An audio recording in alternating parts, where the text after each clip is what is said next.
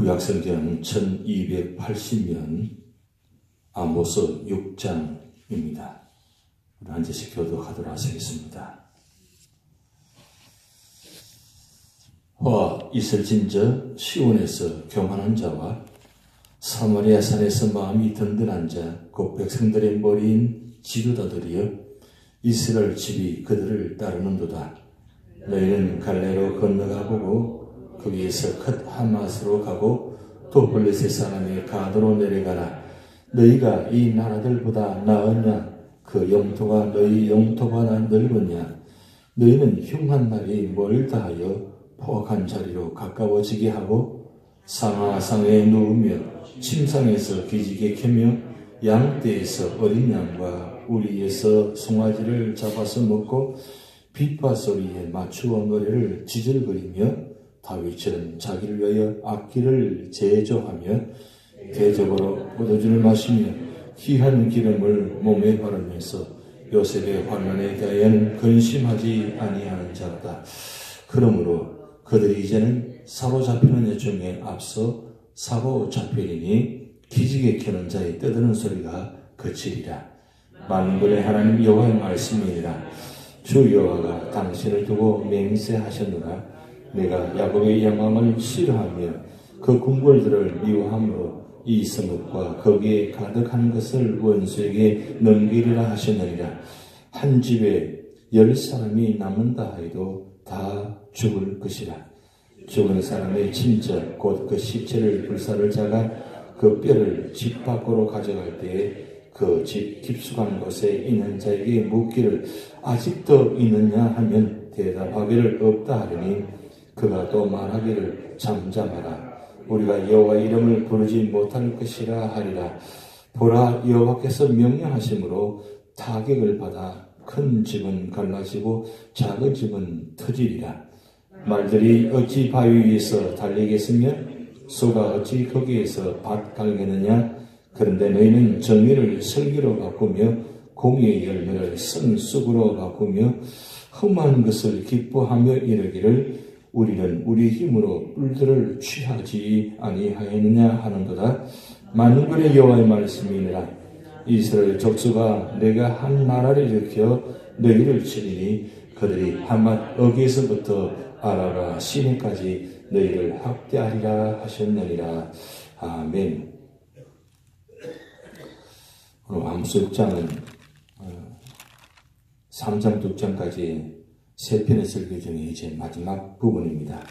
5장과 6장이 같이 연결된 세 편의 설교 중에 한 부분입니다. 5장은 아모스 선지자가 북이스라엘 망하는 모습 보면서 슬픈 노래를 부르는 말씀입니다. 그런데 6장은 그 슬픈 노래의 결론이 이제는 결국은 망하게 되는 모습. 참 안타까운 말씀입니다. 여러분 9절 말씀 보면 한 집에 10사람이 남는다 해도 다 죽을 것이라. 여기 이 말씀은 북이스라엘이 10지파로 구성된 나라입니다. 남유다는 2지파, 10지파. 이 10지파가 결국은 다 죽는다는 마지막 예언의 말씀입니다. 하나님께서 예언을 통해서 다 끝났다 하면 어떻게 될 것 같아요?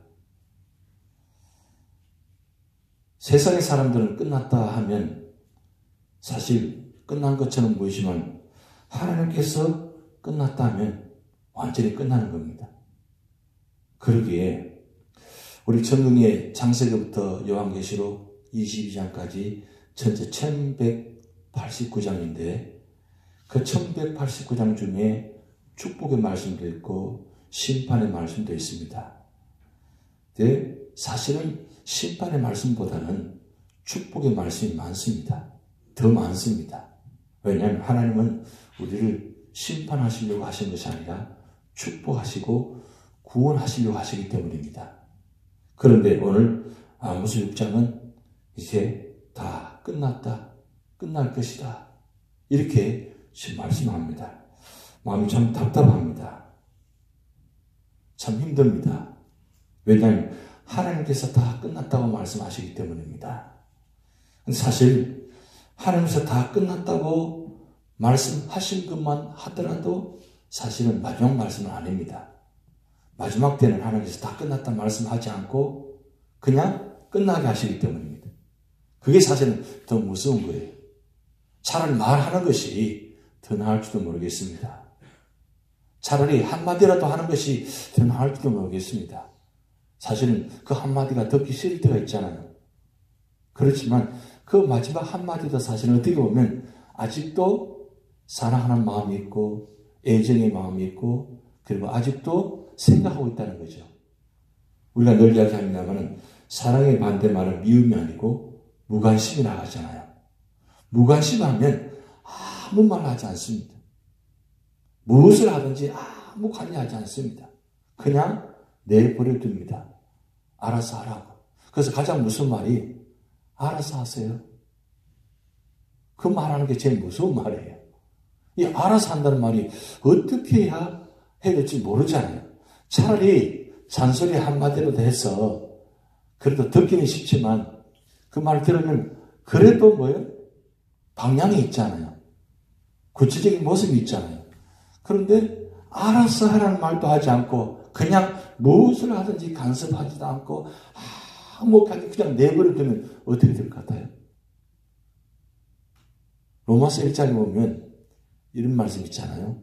24절, 26절, 28절 말씀 보면 하나님께서 버려두사 이 세 번 반복해서 나옵니다. 그런데 하나님께서 사람을 버려두시면 어떻게 되는 모습을 아주 상세히 잘 기록해 놓았어요. 근데 사실 이 사도 바울이 이 로마서를 기록할 때 사실은 구원에 관한 말씀이거든요. 그런데 1장을 시작할 때에 사도 바울이 엄청난 말씀을 기록해 놓았습니다. 하나님께서 버려두시면 어떻게 되는지. 버려뒀다는 것은 하나님께서 아무 관심도 두지 않고 그냥 두었다는 뜻이에요. 그럼 두면 어떻게 될 것인가? 상상도 못할 모습들이 드러난다는 거죠. 그게 사람의 모습입니다. 그리고 그나마 한마디라도 해서 듣기는 싫지만 그 말씀을 그래도 듣기는 싫지만 생각이 나잖아요. 그리고 그 말이라 들었으니까 뭔가 하려고 하잖아요. 그게 굉장히 중요한 말씀입니다. 사실 아모스 6장에 이제 10지파가 다 죽을 것이다. 이렇게 말씀하시지만 사실은 하나님의 마음은 다 죽고자 하는, 죽이고자 하는 그런 마음은 사실 아니라는 말씀입니다. 그 마음에서 기쁘는 곳에는 아직도 돌아오기를 기다리고 회개하기를 기다리고 그리고 이 10지파가 어떻게 선나랍니까? 이 야곱의 지파들. 그런데 문제는 야곱의 영광을 다 싫어한다는 거예요. 야곱이 어떤 영광을 받았습니까? 야곱이 축복받았잖아요. 그리고 애굽 땅에 내려가서 그 야곱의 후손들이 얼마나 많은 축복받았습니까? 근데 그 많은 축복받은 것을 어떻게 하나님을 위해서 사용하지 않고 드리지 않고 그들의 모습을 여기 기록해 놓았는데 여러분 4절 말씀 보시면 이때 당시에 여로보암 2세 때에 참 많은 축복을 받았습니다. 그 많은 축복을 어떻게 그들이 누리는지 기록해 놓았는데 4절 말씀 보면 상하상에 누우며 침상에서 기지개며 양떼에서 어린 양과 우리에서 송아지를 잡아서 먹고 비파솔에 맞춰 노래를 지제를 그리며 다윗처럼 자기를 위해 대접으로 악기를 대접하며 제조하며 대접으로 포도주를 마시며 귀한 기름을 몸에 바르며 요셉의 환난에서 근심하지 아니하니라. 여기 말씀은 그때 당시에 그만큼 화려했고 축복받은 모습을 그들 누리는 모습입니다. 이 상하상에 누워봐서 알는데 상하상에 누웠다는 것은 당시에 어떤 모습입니까? 그만큼 화려했다는 겁니다. 그만큼 화려함을 극치에 달했다는 겁니다. 그래서 그 많은 것을 아예 침대를 만들어가지고 거기서 누워 잤다는 거예요. 그만큼 화려한 모습을 살았습니다. 그런데 요셉의 환난에 대해서는 듣지 않는다는 거죠. 지금 여로보암 2세 때에 가장 극치의 모습이 나타나는데 이때가 약 730년에서 756년까지 모습입니다. 그런데 북이스라엘이 망할 때가 뭐냐면 722년이에요. 30년 후에 이 북이스라엘이 망하게 되는데 선지자들이 와서 앞으로 얼마 후가 되면 이대로 살아가면 반드시 하나님께서 멸망을 심판하실 것이다 라고 그렇게 외치는데 불구하고, 그리고 그렇게 외칠 정도가 아니고 우리가 3장 4장에 보았지만 온갖 방법으로 이렇게도 해보고 저렇게도 해보고 하나님께서 북이스라엘 말씀하고 있잖아요. 그렇게 많은 징계들을 하나씩 해봐도 불구하고 그들은 깨닫지 못하고 그냥 상하사에 누워가지고 영적으로 무강한 상태, 무슨 말을 전해도 듣지 않고 그냥 그렇게 살아가는 모습, 아주 영적으로 무감각하고 아주 영적 지각에 다 상실해버리는 모습. 왜 그러냐? 너무 부유했다는 거예요. 너무 많이 가졌다는 거예요. 그래서 때로는 축복이 아니라 축복이 화가 될 때도 있습니다. 우리가 욥기 말씀을 통해서 우리 늘 고난의 묵시를 통해서 말씀을 깨닫게 되는데 너무 많은 것도 때로는 화가 될 수 있다는 것을 깨달을 수 있잖아요. 왜요? 너무 많으면 무너진 소리도 크다는 거죠. 욥이 무너진다는 소리가 얼마나 컸습니까? 그런데 욥이 그렇게 많이 무너진 가운데도 욥은 평소에 거기에 치우치지 않았다는 거예요. 화려함에, 축복에 치우치지 않았다는 거예요. 평안함에 치우치지 않았다는 거예요. 언제나 욥은 경계하고 지각하고 영적으로 나타나지 않도록 언제나 예배 자리에 기도 자리에 있었다는 겁니다. 그러기에 욥이 그렇게 큰 무너짐 가운데도 끝까지 믿음을 지킬 수 있도록 바로 거기에 있습니다. 결국 우리 삶의 자리에 평안함이 과연 평안함일까? 축복이 과연 진정한 축복일까? 그걸 다시 한번 생각해 봐야 된다는 말씀입니다. 그런데 우리 인간은, 우리 사람 말입니다. 좀 가지면 나태해지는 습관이 있습니다. 좀 가지면 교만해지는 습관이 있습니다. 그래서 오늘 6장 1절 시작할 때 화 있을진즉 시온에서 교만한 자와 사마리아 산에서 마음이 든든한 자 곧 백성들의 머린 지도자들이여 이스라엘 집이 그들을 따른도다. 여기 이 말씀, 이 시온은 사실은 북이스라엘 쪽에는 남유다를 말씀합니다. 이 아모스 선지자는 남유다 출신인데 북이스라엘에서 말씀을 전하는데 사실은 북이스라엘 말씀을 전하는 것이 아니라 남유다에서 말씀하고 있다는 거예요. 남쪽이나 북쪽이나 다 어떤 모습인가? 다 하나님 보시기에 너무나 안타까운 모습들이라는 거죠. 영적으로 무감각하고, 왜 영적으로 무감각하냐? 축복받은 그것 때문입니다. 가진 것 때문입니다. 결국 우리 삶의 자리에 가장 경계해야 될 부분이 바로 그것입니다. 평안함이 되지 않도록, 축복이 진정한 축복이 되지 않기 위해서는 어떻게 되느냐? 하나님 앞에 엎드려야 된다는 거죠. 돌아와야 된다는 거죠. 우리가 이 사순절 지키는 이유가 바로 여기 있습니다. 우리가 기도하고 하나님 말씀 읽고 주님 권한을 묵상하고 십자가를 바라는 이유가 바로 여기 있다는 거예요. 영적으로 무감각하지 않도록. 여러분, 사람이 아무 감각이 없어지는 것이 무서운 겁니다. 여러분, 당뇨병 환자들이 무서운 이유가 무엇입니까? 합병증이잖아요. 그 합병증이 생기면 결국 나중에는 무감각해집니다. 무감각해지면 나중에 어떻게 돼요? 몸에 이상이 있어도 감각을 느끼지 못하니까 결국 잘라내야 됩니다. 발의 감각이 없어지고 결국 그것이 나중에 잘라내야 됩니다. 그게 무서운 거예요. 무감각한 게 그만큼 무서운 겁니다. 근데 영적으로 무감각하면 어떻게 됩니까? 육신에 무감각하면 결국 잘라내야 되지, 영적으로 무감각하면 어떻게 될까요? 육신에 무감각하면 결국 잘라내므로 통해서 살아납니다. 나머지는 살아날 수 있다는 거죠. 살 수 있다는 거예요. 근데 영적으로 무감각하면 살아날 길이 없어요. 결국 영원한 곳에 버려질 수밖에 없다는 거예요. 그것이 무서운 겁니다.